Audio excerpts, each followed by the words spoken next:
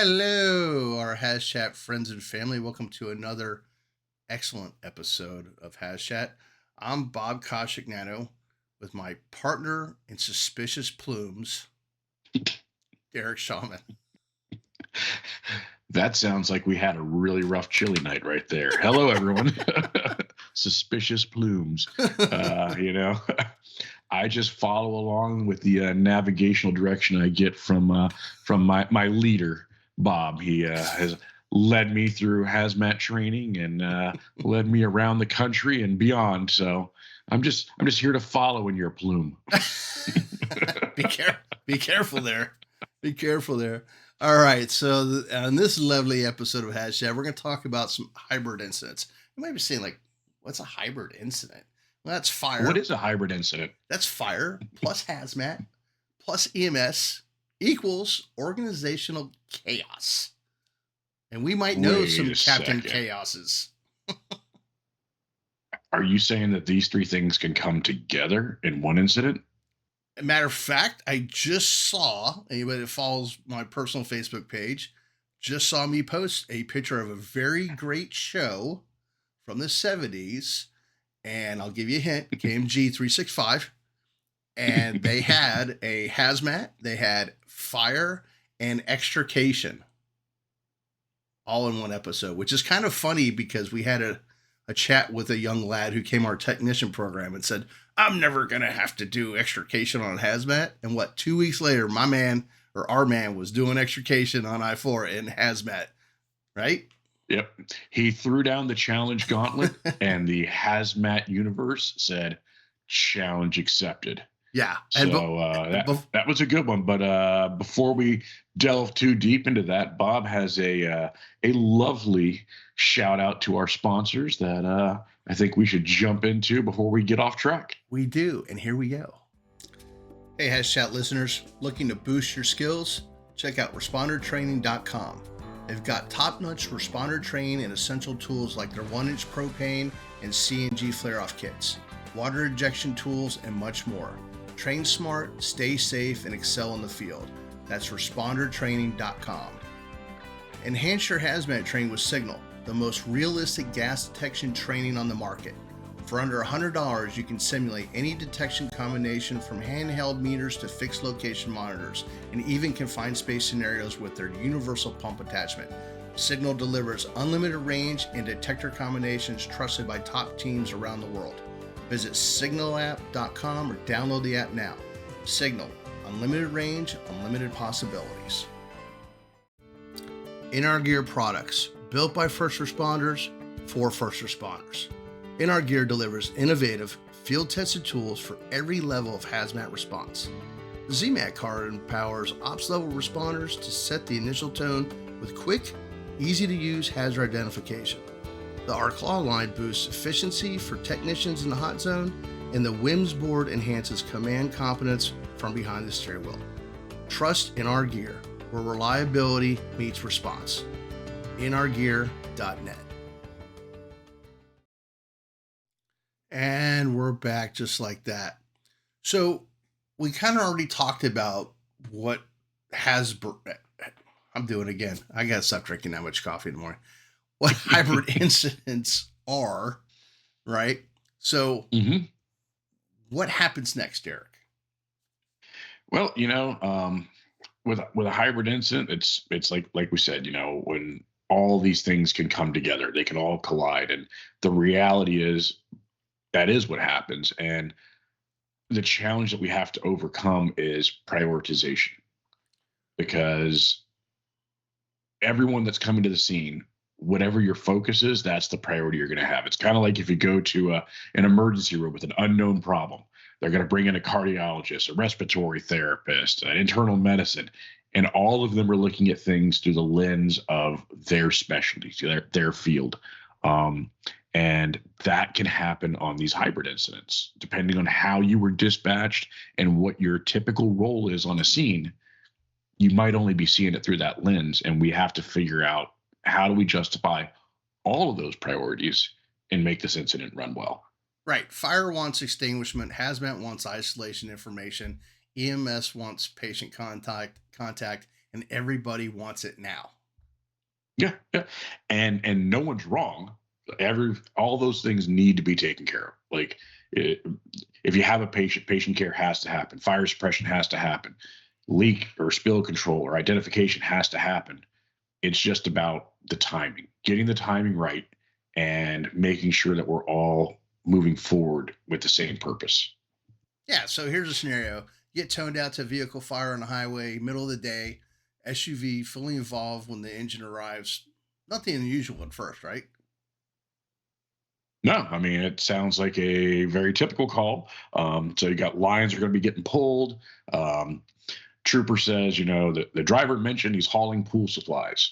Uh-oh. And I think we've had that one before. Well, yeah, right. And then, and as soon as you hear hazmat, what happens? Oh, we got to pump the brakes. That drives me Hmm. nuts when I hear somebody say pump the brakes. It's like, oh, it's an unknown. No, we know something. We may tap the brakes, boys and girls. We don't have to pump the brakes. So, you know, everybody should slow down a little bit, but it didn't always go that way, especially when suppression was already underway. Then Yeah. what? Then you have to start saying, does it look like a duck? Does it quack like a duck? Does it walk like a duck? And when your smoke starts changing colors as you apply water, and the color change or behavior is not what you expected, that smoke suddenly becomes very heavy. Um, then that is, you know, a clue. And when you have people who start coughing and they're wearing their SCBA mask, Yeah. again, there's a clue. There was probably something there when you were coming up that you didn't see before you put that mask on, and you'd already had a nice big uh, mouth and lung filled of what that product is. Yeah, and not to get too far off topic, but I want to mention two things. Last year in the west coast of the U.S., several firefighters got severely injured. Matter of fact, I think they're off the job permanently from a vehicle fire, an EV fire, and 300 feet away, where they couldn't see any smoke, they got the vapors that were invisible to them, and it messed up their respiratory protection, their respiratory system. And then the other thing I want to mention is when you guys give a size up, and we teach this in our hazmat ops class, don't call something smoke if it's not smoke. Because if I say I Hmm. have an orange and white smoke, the battalion chief or whomever hears the word smoke, not the color, and they're going to go down Hmm. fire tactic route. If I say I have an orange and white cloud, an orange and white vapor, he's still not going to hear the colors, but he or she will hear vapor and cloud, and then that'll key them into hazmat. So this is where words matter. So, getting back to our scenario, Derek mentions that the person's coughing through the mask. Potentially, he inhaled something that he didn't see, didn't know, and the cargo ends up being oxidizers and acid containers that are already compromised. Yeah, and that comes back to, like Bob said, sizing up the scene, density. Is this cloud moving up or down? If it's moving down, it is not smoke. It's something else. And that's where we kind of are going to hit with this episode. Is one of the issues we have is we train in individualized silos. That we are kind of stuck in that, and we have to work on that. Right. And some of the things too, like when we're talking about those fires, if you don't know what's burning, you don't know what you're breathing. So, Hmm. Derek mentioned silos. Fire trains fire problems. Hazmat trains hazmat. EMS trains with patient problems. But we don't ever put these things together. And that's Hmm. kind of important, maybe. Yeah, and like that's something that we actually started doing with our high angle training. Was we realized that for the longest time we'd practice removing people, but we never practiced what if they need treatment initiated at the time of contact, cardiac arrest, something like that, Mhm. or uh, stabilization of femur fracture before we package them to bring them down. So that was kind of one of the first ones I saw from thinking beyond the normal silo training and saying, hey, where's the patient care aspect of it? We have to do that with everything. Bring the patient care aspect into your fire training, into your hazmat training. Bring the hazmat aspect into your EMS training, into your fire training. Because the reality is, these calls don't tend to happen in secluded and isolated operational environments. You mean they don't happen like it says in the book? No, no, no. Chapters 3, 7, and 9 can all come together at the same time. It's not we're not just dealing with a chapter 3 call. Right. Weird. So, what's our next scenario? So one that's probably pretty common for people, you go to a residential structure fire. And while you're there, your crew goes around and makes their interior attack. Someone gets a backside report and they notice something else is going on. Yeah, the neighbor says everybody's out. While that's happening, somebody notices shed is in the backyard with placards taped to the door with duct tape. Mhm. Hmm. And nice of the person to place the placards there. We call that a That was clue. yep, yep. And I can tell you that if you see placards on someone's backyard shed, that is probably someone who's doing more than just storing things, because they had the foresight to say, I should be somewhat compliant, Right. or at least provide some sort of a heads up. And that is I need to let command know right now I'm seeing this, even if it's not involved, because this is a shed for the house. How do you know that what's being stored in the shed isn't what's going on in the house? Right. Or is the shed what's on fire? Like, all sorts of things can be at play. And, you already have EMS personnel on scene, and you have people who start complaining of dizziness and things like that. Now you got to figure out what's going on. Yeah, and inside this place, he had pesticides, agriculture chemicals. Some of them are leaking. Nobody was wrong, but nobody had the whole picture. And Hmm. that's the thing. You got to get the whole picture. And that's why your size up isn't just your initial vision and your initial view. Size up is a continuous operation throughout your entire scene. I don't care if it's fire, hazmat, EMS, or anything else. Size up is always recycling, because the conditions change and the situation changes as more information becomes available. And size up starts in that first 10 minutes. And actually, it starts after you get the tones drop, you get dispatch. When you get in the rig, I encourage you to go to your map app on your phone, open up the address, and look at that satellite picture, because you can size up what do you got. I've got a one-story strip plaza, limited access, houses to evacuate, or I've got a chemical plant right next door, or a pesticide plant. So you can size up just by looking at your map app on your phone. You can size up the Hmm. scene before you even get there, to some extent, of course. But the first 10 minutes decides everything. Yeah, and sometimes we go with assumptions, and assumptions in and of themselves are not a bad thing, because it gets us steered in a direction. The problem is when we try to make those assumptions be reality. Assumptions are just what we're kind of leaning towards based off the information we have.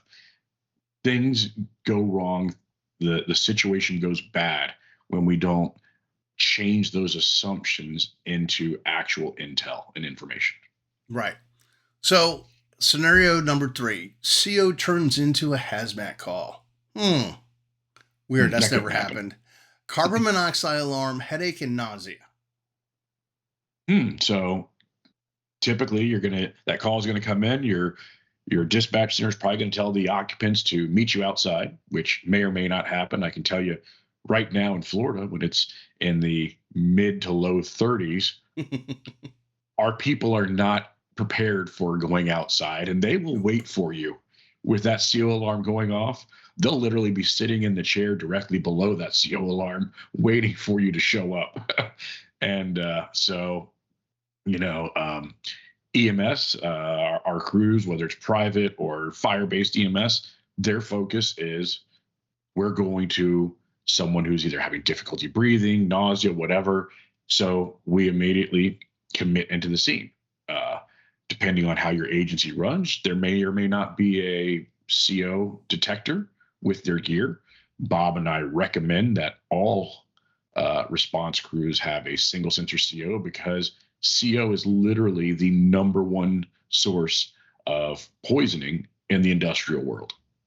Yeah, and if you have one already, Derek and I highly recommend that you take them off the jump bag that often gets left on the stretcher outside the door and put it on your tablet or your radio strap or whatever, something that goes in every single time, regardless, because we know of incidents where that's the only thing that kept EMS crews from going down. So, back to the scenario, the EMS goes in first, no monitors.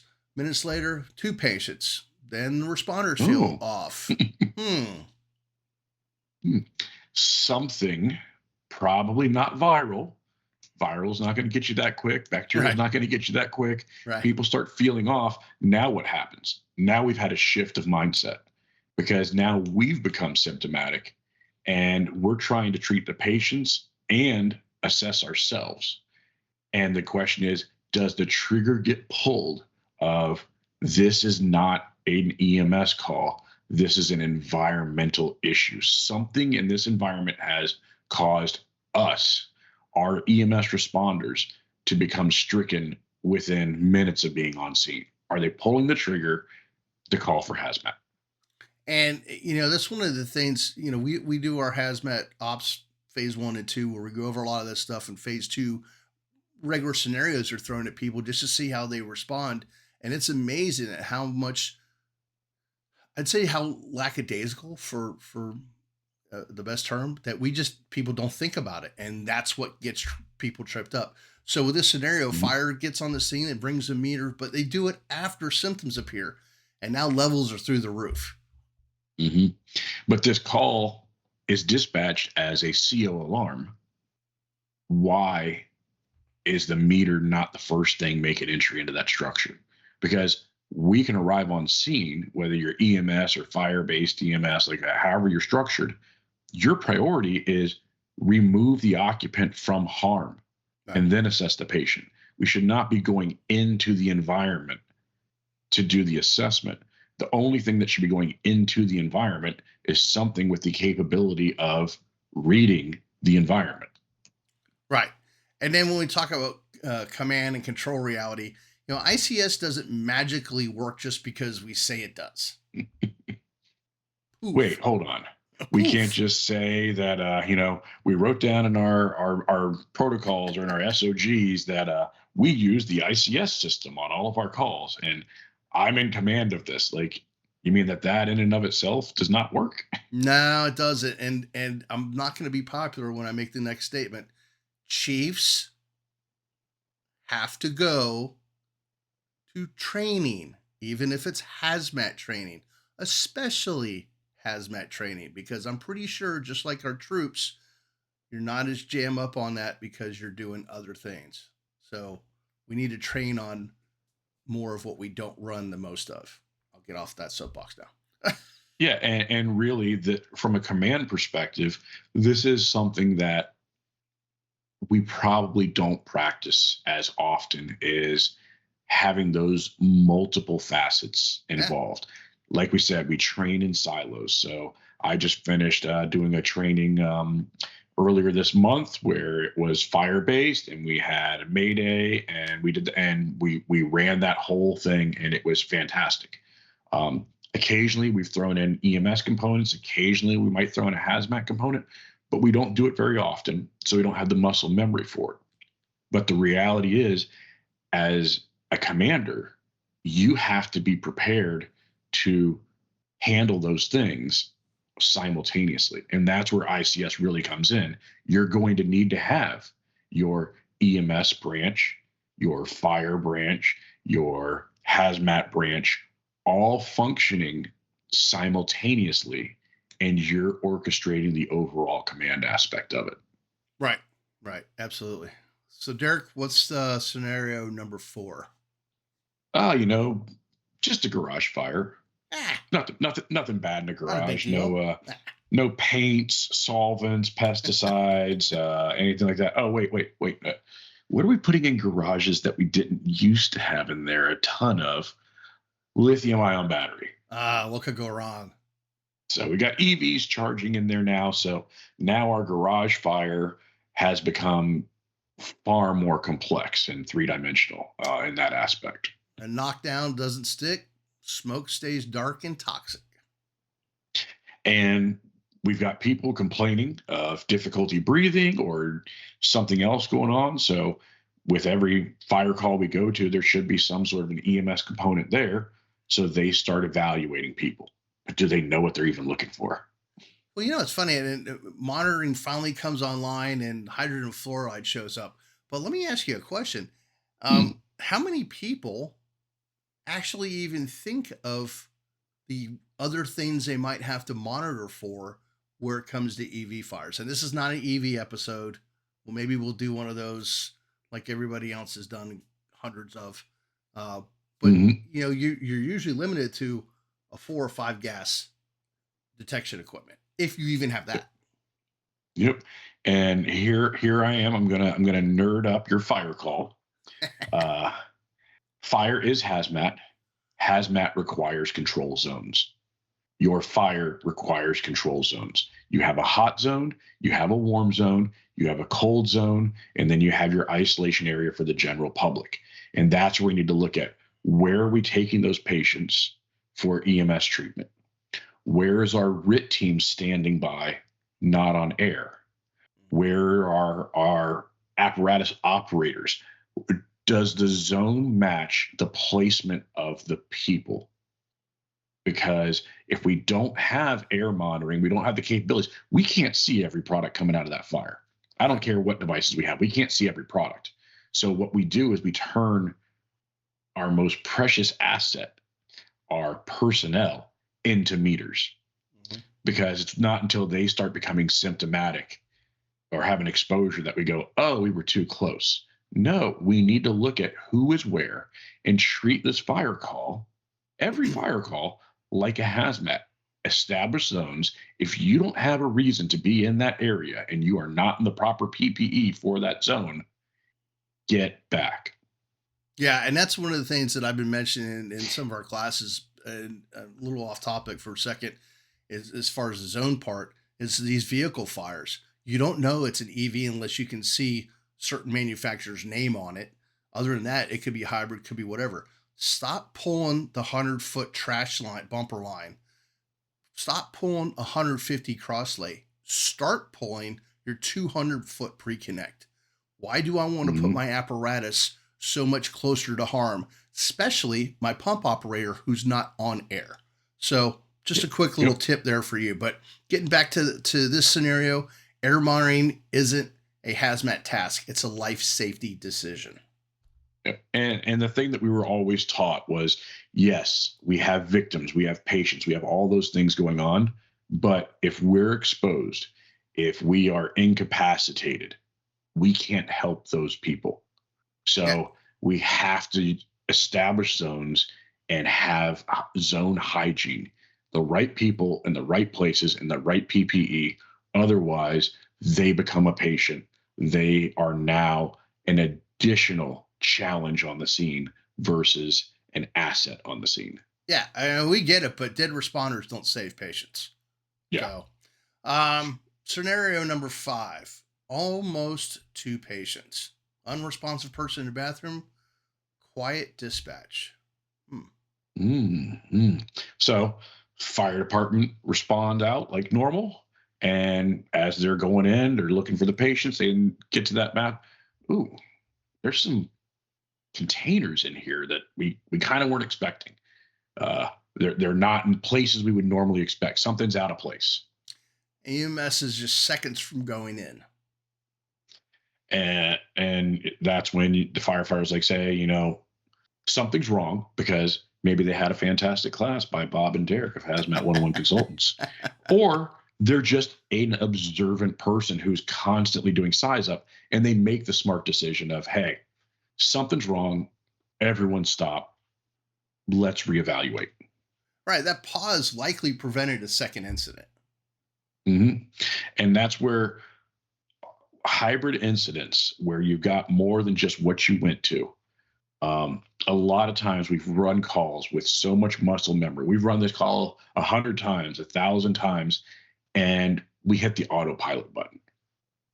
Autopilot is great when conditions are what it expects.